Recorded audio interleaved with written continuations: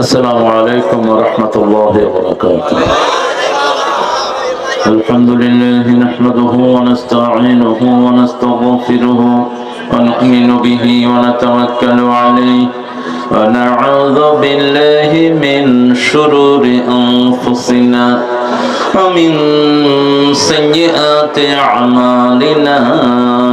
من يهده الله فلا مضل له ومن يضلل فلن تجد له وليا مرشدا. ونشهد أن لا إله إلا الله وحده لا شريك له. ونشهد أن سيدنا إمامنا قدوتنا حبيبنا طبيبنا وطبيب أرواحنا محمد الذي أرسله بالحق بشيرا ونذيرا وداعيا إلى الله بإذنه وسراجا منيرا.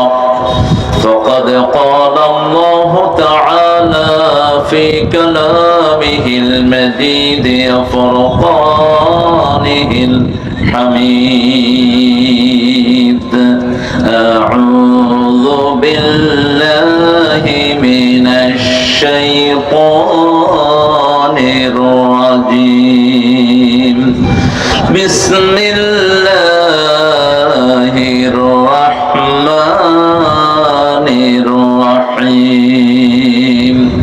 إن الله وملائكته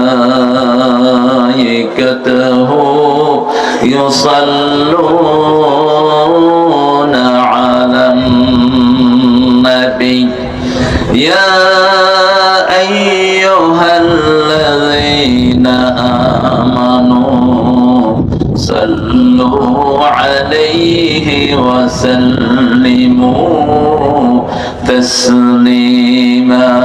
اللهم صل على سيدنا مولانا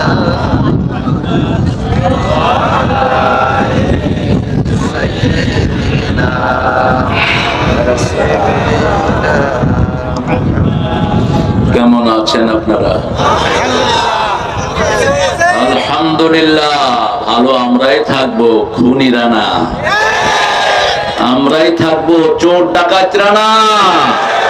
জমিন আল্লাহর, আল্লাহর গোলামেরাই থাকবে, ঠিক কিনা? কোন চোর ছেচর ডাকাত খুনি জমিনে থাকতে সিদ্ধান্ত কার সিদ্ধান্ত? আমরা দুনিয়াতেও সুখ থাকবো, আখিরাতেও। আল্লাহ বলছেন ইন্নাল আবরারা লাফি নাঈম ওয়া ইন্নাল ফুজ্জারা লাফি জাহিম। নেককাররা সব সময় নিয়ামতে ডুবে থাকে, খুনি ডাকাত চোর ছেচরেরা সব সময় জাহান্নামে থাকে। নেককার থাকতে চান তো? কে কে চান দেখি হাত তুলে দেখা। আল্লাহ হাতগুলো কবুল করুন।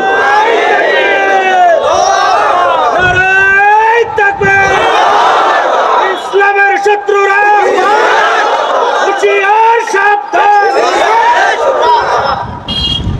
অনেক সুন্দর একটা আয়োজন আপনারা এখানে করেছেন। আল্লাহর প্রশংসা করে আমি বিষয়ে ঢুকে পড়বো ইনশাআল্লাহ। আজকে 14 নম্বর সূরা থেকে কথা বলবো। সূরাটা হলো বাপ ছেলেকে জবাই করেছে, তবে ছেলে জবাই হয়নি। কি জবাই হয়েছে? দুম্বা। কি জবাই হয়েছে? দুম্বা। আর আমাদের ছেলেদেরকে যারা জবাই করেছে তাদেরও উত্তর এই সূরাতে আল্লাহ দিয়েছেন। আমি আমিনুলের কবরের পাশ দিয়ে এসেছি, আমার মনে হয়েছে আমি এখন জিন্দা, যেন রক্তের ঘ্রাণ আসছে তার আব্বার সামনে গিয়েছি, মুখে কথা নাই, ফেল ফেল করে তাকিয়ে আছে। কি জবাব দিবি খুনিরা? শুধু একটা কথা বলতে চাই, ওই সময়কার এসপি ওসি, পুলিশ কনস্টেবল যেগুলো ছিল ওগুলোকে মুসলমানদের হাতে তুলে দাও, আমাদের হাতে এনে দাও, সাতক্ষীরাতে আমরা তাদের বিচার করব, ঠিক কিনা? ওই পুলিশের বাচ্চারা যেন চাকরিতে না থাকে। ডক্টর ইউনূস, তোমাকে অনুরোধ করছি মাহফিল থেকে তোমার গোয়েন্দা দিয়ে খবরটা পৌঁছে নাও, জেনে নাও ওই যত এলাকায় যত ছেলেকে যে পুলিশগুলো খুন করেছে আমাদের টাকা দিয়ে, আমাদের বারুদ দিয়ে, আমাদের বুকে গুলি চালিয়েছে, ঠিক কিনা? এই পুলিশদের বেঁচে থাকার কোনো অধিকার নেই। আল্লাহ আমাদেরকে তৌহিদের উপর থাকার তৌফিক দান করুন। পড়েন সুবহানাকা আল্লাহুম্মা লা ইলাহা ইল্লা আনত সুবহানাল্লাহি ওয়া বিহামদিহি আদাদা খালকিহি ওয়া রিদা নাফসিহি ওয়া জিনাতা আরশিহি ওয়া মিদাদা কালিমাতিহি লাকাল হামদ। সবাই লাকাল হামদ ইয়া রাব কামা ইয়ানবাগি লিজালালি ওয়াজহিক ওয়া আযীমি সুলতানিক। জায়গাটার নাম হলো রহমতপুর। বালিয়াডাঙ্গি আছে নাকি এটা? ও বাজার বালিয়া, এটার নাম রহমতপুর। কিন্তু কালীর পেটে তো রহমত থাকে না, কালীগঞ্জ চেঞ্জ করে দাও, এটার নাম রাসূলগঞ্জ দিয়ে দাও। রাসূল হলেন রাহমাতাল লিল আলামিন। এই কালী মালি তো ওরাই রাখে না, সবগুলো নাম ওরা দিয়েছে। ও না, আমি থানার নাম বলছি। হ্যাঁ, রঘুনাথপুর ছিল। রঘুর পেটেও শুধু গজব আর গজব, কালীর পেটেও সব অভিশাপ থাকে, এই জন্য ওরা পানিতে নিয়ে চুবায়। কয়দিন পূজা করে এরপরে কি করে? পানিতে নিয়ে চুবায়। ভগবান বুকে মারি পদচিহ্ন, নজরুল বিদ্রোহী কবিতা লিখেছে। এতে মোল্লারা নজরুলের কইছে কাফের, নজরুল কয় তুই কাফের।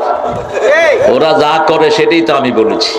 পূজার পরে হিন্দু ভাইয়েরা ওই মূর্তিগুলো নিয়ে কোথায় চুবায়? পানিতে। চুবানোর সময় বোধহয় হাত দিয়ে চুবায়। কি দেয়? পা দিয়ে যাইতে ধরে। চুববি না, তোর বাপে চুববো। রহমতপুরের যুব সমাজের জন্য দোয়া করছি, আল্লাহ যুবকদেরকে কবুল করুক।